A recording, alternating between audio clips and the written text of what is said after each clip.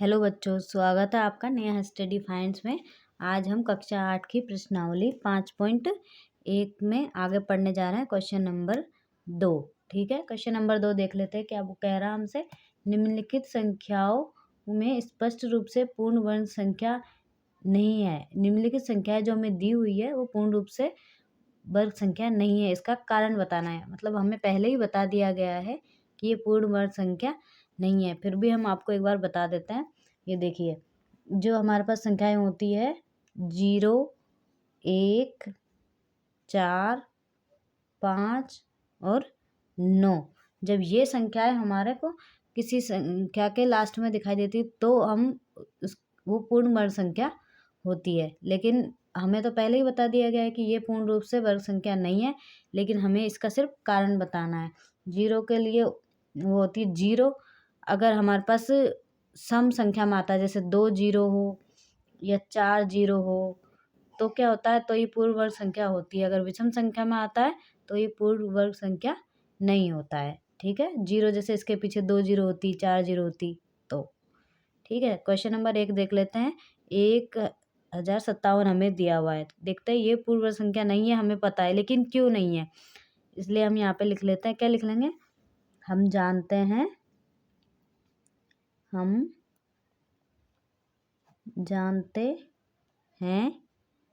कि पूर्ण वर्ग संख्या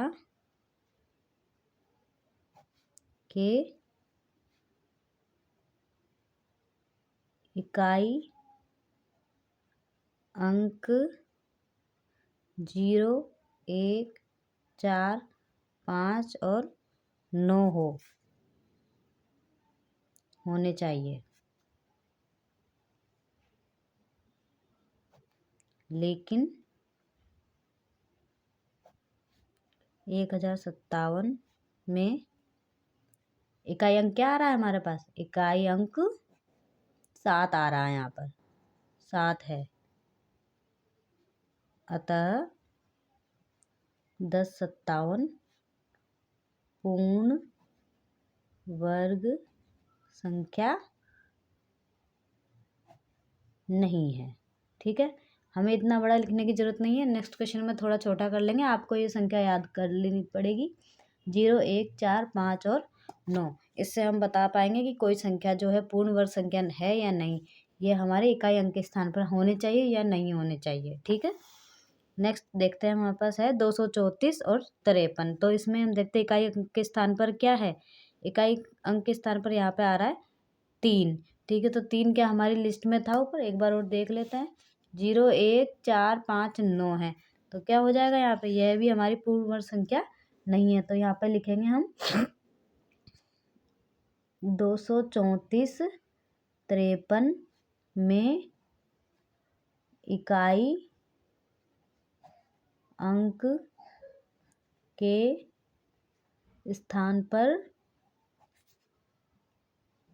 3 है, अतः यह पूर्ण वर्ग संख्या नहीं है। ठीक है, नेक्स्ट है हमारे पास 792, 8। ठीक है, इसमें क्या है, इकाई अंक के स्थान पर 8 है, तो 8 भी नहीं आता है हमारे पास, तो लिख लेंगे 792, 8 में आपको पूरा लिखना पड़ेगा। ये इकाई अंक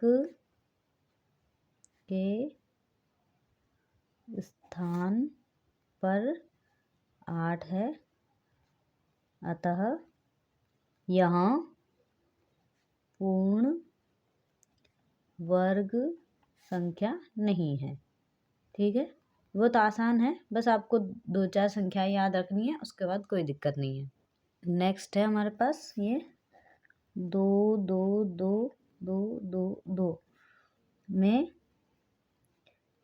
इकाई अंक के स्थान पर क्या आ रहा है, यहाँ पर इकाई अंक के स्थान पर यहाँ पर आ रहा है 2 है, तो तो लिखे या फिर अतः यह पूर्ण वर्ग संख्या नहीं है। ठीक है, नेक्स्ट लिख लेते हैं। हमारे पास क्या रहा है, ये देखिए, अब जीरो का अच्छा एग्जाम्पल आया हमारे पास, 64,000। इसमें देखिए इकाई अंक के स्थान पर क्या है, पहले लिख लेते हैं। 64,000 में इकाई अंक के स्थान पर क्या है, इकाई अंक के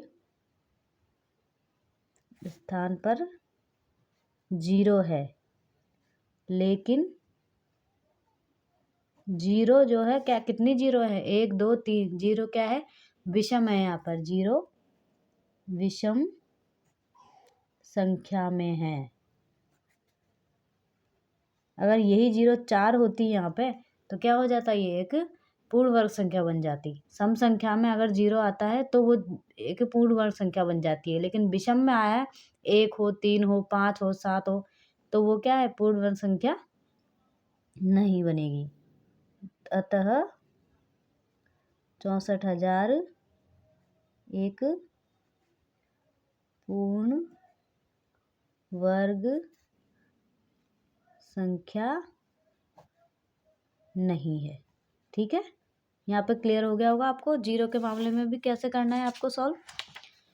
नेक्स्ट हमारे पास क्या है, 897 22 है। इसमें भी क्या है, 897 22 में इकाई अंक के स्थान पर क्या है, इकाई अंक के स्थान पर 2 है, अतः यह पूर्ण वर्ग संख्या नहीं है। आपको क्लियर समझ में आ रहा होगा। नेक्स्ट देख लेते हैं, हमारे पास है ये क्या संख्या है, 22 2 000। ये देखिए फिर भी जीरो है, में दहाई इकाई अंक के स्थान पर क्या है, जीरो है। इकाई अंक के स्थान पर जीरो है। जीरो भी क्या है, जीरो है, वो तो अच्छी बात है, लेकिन जीरो विषम में है, विषम संख्या में है, इसलिए क्या हो जाएगा, यह पूर्ण वर्ग संख्या नहीं है, पूर्ण वर्ग संख्या नहीं है। दोस्तों एक नियम आपको याद रखना है, उसके बाद सब क्लियर है। ठीक है, नेक्स्ट हमारे पास वही आ रहा है, देखते हैं। इसमें भी एक जीरो आ रहा है पीछे, 50 50 50 में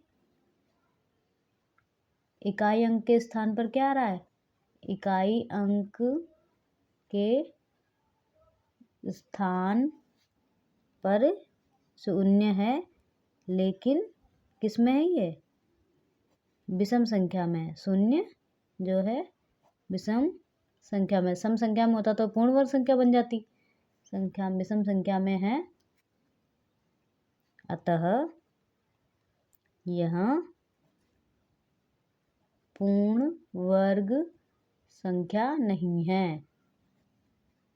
आपको मैथ में क्या चाहिए, क्वेश्चन आपका कॉन्सेप्ट के साथ सॉल्व होना चाहिए, ना कि अच्छी राइटिंग में। देखिए राइटिंग तो अच्छी नहीं है, पर आपको कॉन्सेप्ट बिल्कुल क्लियर हो जाएगा। ठीक है, नेक्स्ट क्वेश्चन नंबर 3 जो है हमारा बुक में दिया हुआ है, वो है निम्नलिखित संख्याओं में से किस संख्या का वर्ग विषम होगा। हमें ये पता करना है कि किस संख्या का वर्ग विषम होगा। तो देख लेते हैं, 431 में पहले हम देखते हैं इकाई अंक के स्थान पर क्या है, एक। एक का वर्ग निकालेंगे तो क्या आएगा, एक। तो एक विषम संख्या ही है, तो किसको लिख लेते हैं कि कैसे सॉल्व होएगा। हल लिख लेते हैं इसका यहाँ पे। 431 में इकाई अंक के स्थान पर 1 है, तो 1 का वर्ग निकालेंगे। 1 का वर्ग क्या हो जाएगा, हमें पता है 1 का वर्ग होता है 1, लिख लेंगे फिर यहाँ पे। 1 का वर्ग कितना हो गया, 1 हो गया। अतः 431 का वर्ग विषम होगा। क्लियर है आपको ये वाला क्वेश्चन? ठीक है, नेक्स्ट देख लेते हैं।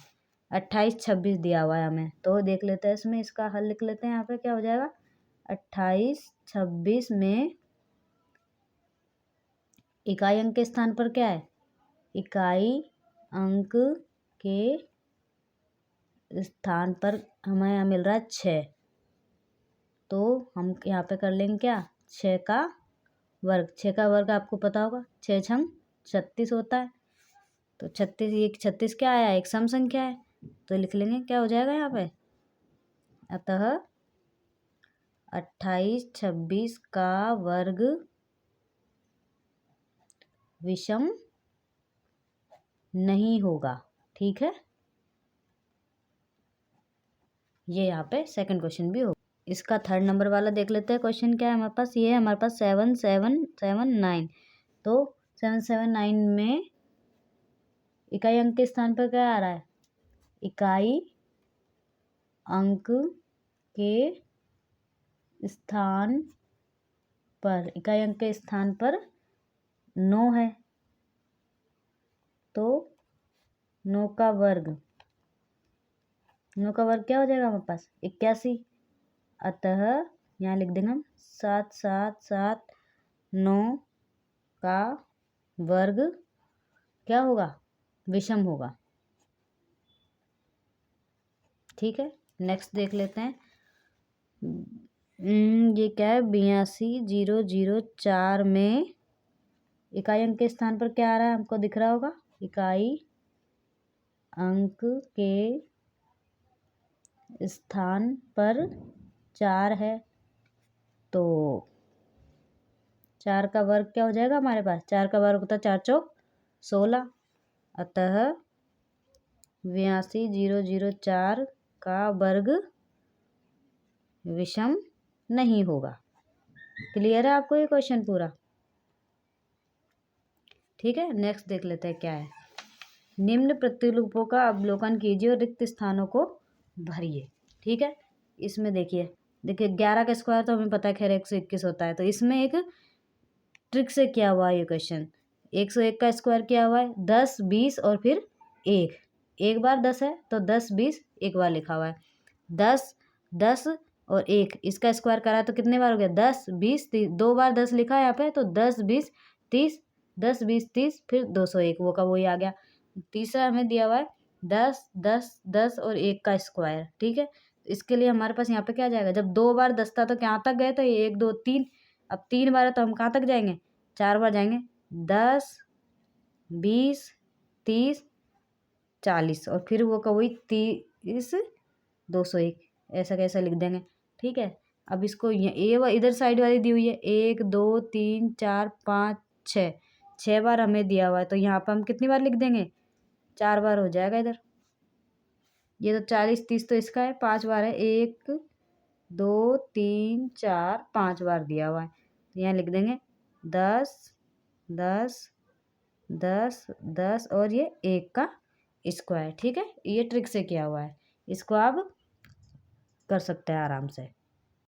नेक्स्ट क्वेश्चन देख लेते हैं बच्चों। दिए गए प्रतिरूपों का उपयोग करते हुए लुप्त संख्याओं को प्राप्त कीजिए। ठीक है, तो 1 प्लस 2 स्क्वायर बराबर 3 का स्क्वायर दिया हुआ है, इसको ऐसे क्या हुआ, 1 गुणा 2 तो कितना हो जाएगा, 2 हो जाएगा यहाँ पे। ठीक है, जैसे नेक्स्ट में क्या हुआ है, 2 गुणा 3 करेंगे तो 6, 6 की अगली संख्या हमारे पास क्या आ जाएगी 7, 1 गुणा 2 करेंगे तो 2, 2 की अगली संख्या 3, इसको इस ट्रिक से किया हुआ है।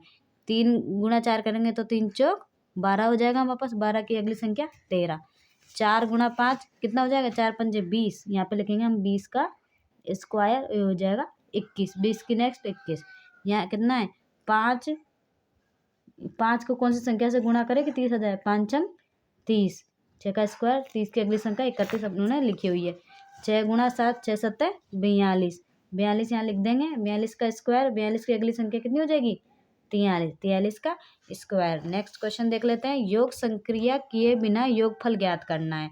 ठीक है, यहाँ पे क्या दिया हुआ है, 1 2 3 4 5 वो दी हुई है हमको, विषम संख्या दी हुई है, तो लिख लेंगे यहाँ पे, यहाँ 5 क्रमागत विषम संख्याओं, ठीक है, संख्याओं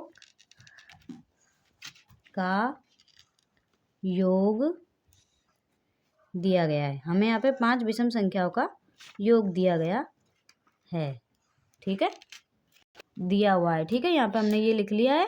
तो कितनी संख्या है, 1 2 3 4 5, 5 तो लिखेंगे 5 का वर्ग, 5 का वर्ग कितना हो जाएगा हमारे पास, 25, तो ठीक है, ये का ये हो गया। अब नेक्स्ट देख लेते हैं इसका।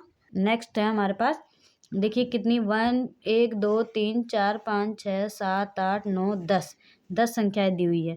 तो यहाँ पे लिख लेंगे, यहाँ 10 क्रमागत विषम संख्याओं का योग दिया हुआ है, ठीक है। यहाँ पे 10 क्रमागत संख्याओं का योग दिया हुआ है। तो 10 का वर्ग कितना हो जाएगा, 10 का वर्ग कितना हो जाएगा, यहाँ पे 100 हो जाएगा। तो इसका आंसर क्या आ जाएगा, 100 ही हो जाएगा हमारे पास। नेक्स्ट देख लेते हैं कितनी दी हुई है, 1 2 3 4 5 6 7 8 9 10 11, 11 दी हुई है, ठीक है। तो यहाँ लिख देंगे, यहाँ 11 क्रमागत विषम संख्याओं का योग दिया है। तो 11 का वर्ग कितना हो जाएगा हमारे पास, 11 का वर्ग हमारे पास हो जाएगा 121, ठीक है। अब नेक्स्ट क्वेश्चन नंबर 8 देख लेते हैं। 49 और 7, 49 को 7 विषम संख्याओं के योग के रूप में लिखना है।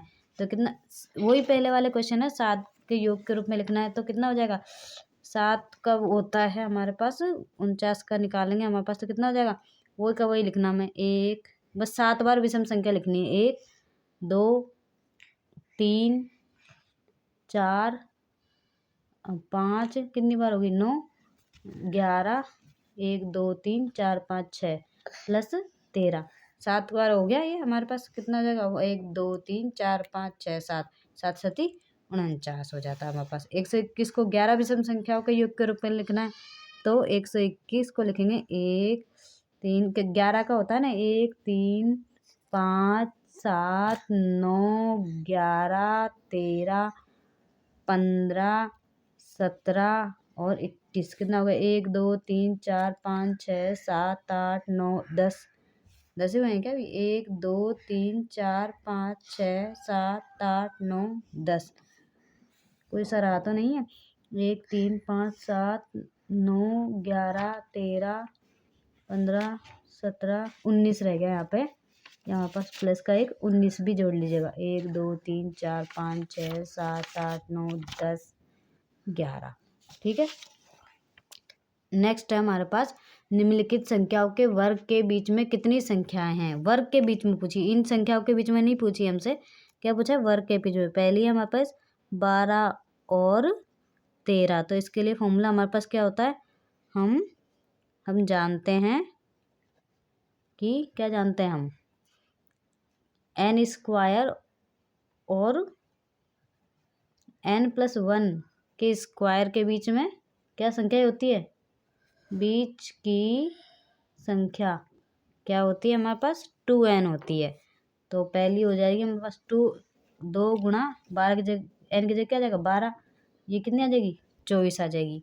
दूसरा है हमारे पास 25 और 26, सॉरी मल्टीप्लाई हो गया, 25 और 26 के बीच की, तो ये कितनी हो जाएगी, ये हमारे पास है 2n, वही 2 गुणा 25 लिख देंगे, ये हमारे पास हो जाएगी, कितनी हो जाएगी हमारे पास 50 हो जाएगी, ठीक है। तीसरा हमारे पास हो जाएगी 99 और 100, तो ये भी हमारे पास वही हो जाएगी 2n, तो 2 गुणा 99 कितना हो जाएगा, 9 दूनी 18, अचल की 1, 9 दूनी 18 और 1 19, ये हो जाएगा, ठीक है हमारे पास। ठीक है बच्चों, थैंक यू। ये हमारी पूरी एक्सरसाइज कंप्लीट हो गई। यहाँ पे 5 पॉइंट। तो अगर आपको कोई डाउट है तो आप कमेंट्स बॉक्स में ज़रूर पूछ सकते हैं हमसे। Thank you. अगर आपको चैनल पसंद आ रहा है तो प्लीज़ सब्सक्राइब ज़रूर कीजिएगा। Thank you.